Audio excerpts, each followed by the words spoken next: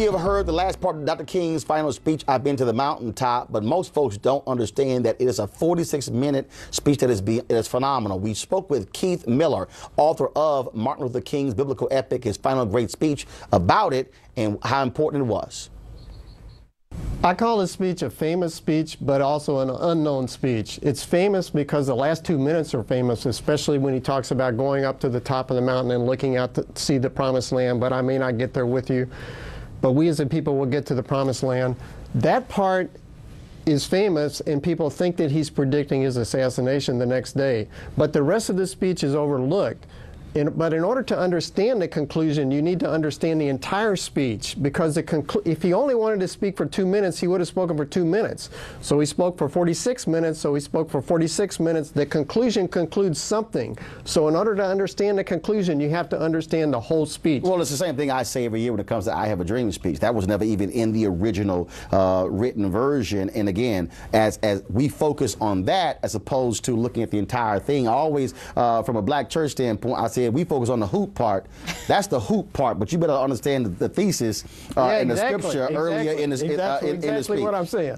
Earlier in the speech. So one of the things that you lay out, the architecture of the church played a role in this. What do you mean by that? I think the architecture of the church is very important, and it's been misrepresented by historians. They call it, quote, cavernous. It's not cavernous at all. It's an architectural jewel, and it's beautifully and brilliantly designed. It's Mason Temple. Mason Temple in Memphis. It seats 3,734 people. I know because I counted the seats.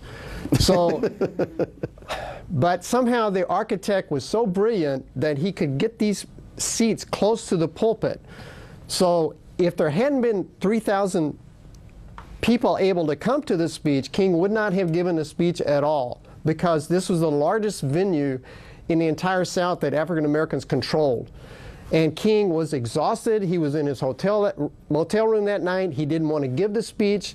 And he gave the speech because Ralph Abernathy told him, there's 3,000 people here. We need to, you need to come down here, Martin. If he had been anywhere else, there wouldn't have been that many people there, because there was a giant thunderstorm that night that kept a lot of people away. You say that King made it clear that the oppressed must focus on the Bible and as you say, lift themselves above the persistent exploitation that they doggedly endure. Yes, the speech offers King's interpretation of the Bible, and it's very important to understand that. He does something of a tour of the Bible in the speech. He starts out with the Exodus. He quotes Jeremiah. He quotes Isaiah. He quotes Amos. He has a long passage in the speech where he's talking about the parable of the Good Samaritan. And his professors in seminary taught him that the Bible was an ancient document. It's ancient history. It's ancient literature. You need to be an expert on the ancient past in order to understand it. And his Old Testament professor was an archaeologist. But King says, no, anybody can understand the Bible because we are living in the Bible. And what's going on in Memphis is a new chapter in the Exodus. The Exodus is a story that keeps going on. For him, the Bible is only incidentally a book. The Bible is an ongoing narrative. The Exodus is still going on. The Civil Rights Movement is a new chapter in the Exodus. And he has a similar interpretation of the parable of the Good Samaritan. Keith, what do you think? What do you make of the part of the speech where he says if God were to ask him what time period would he like to live in, he would pick the second half of the 20th century? Why do you think he would pick that? That's important because before King got to Memphis, the national press was paying zero attention to Memphis and the garbage workers' strike. The garbage workers are all. They were ignoring him too. Sure. And they were ignoring him too, right. They were trying to write him off. So when he gets there, he takes this Memphis strike, which the press is ignoring, and he's saying, he's lining it up with these great events in history. I want to go back in time. I want to go back to the Exodus. I want to go back to the Emancipation Proclamation. And he's lining up the strike in Memphis with these great events in history. He's saying this is so important, as opposed to the news media are not even paying attention to Memphis. So he's redesigning the strike. This has got to be, one of the speeches that I probably paid most attention to over the course of my career. I saw it as a roadmap. I saw it as, King's way of lining out what justice really looked like. He says in this speech, let the issues remain where they are. The issue is justice. And he lines out that it is economic freedom, that it is political freedom, that it is a whole host of things. And so I guess I ask you, if you were talking to the young people of Ferguson today, if you were talking to the young people who fill the streets in New York or D.C., what salient point do you think they ought to take from this particular writing?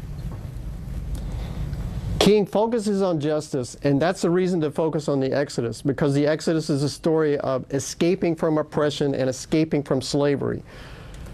What King is, to me, what he's saying about the present is, you are important, your issue is important, oppression can still be going on, we may need another Exodus, and you may live in some tiny town, you may live in a small neighborhood in a giant city, you may think that you're not important, but these ordinary people, these strikers in Memphis, who most of them dropped out of high school, they were important players in an important drama. So he's saying that people who think they might be ordinary are capable of extraordinary deeds.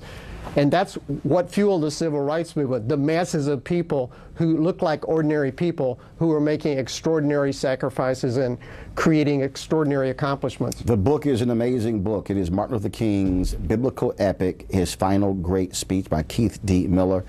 Folks certainly read the book, but definitely you want to hear the speech. I'm glad you broke it down, Keith, because a lot of people literally only hear that last part, but they totally ignore the other 45 minutes, if you will. Right. And it is an absolutely phenomenal speech there. We appreciate it. Thanks a bunch. Thank you, sir. You want to support Roland Martin? Hey fam, want to check out Roland Martin Unfiltered, the blackest show on all of digital, cable, and broadcast. Check out our audio podcast.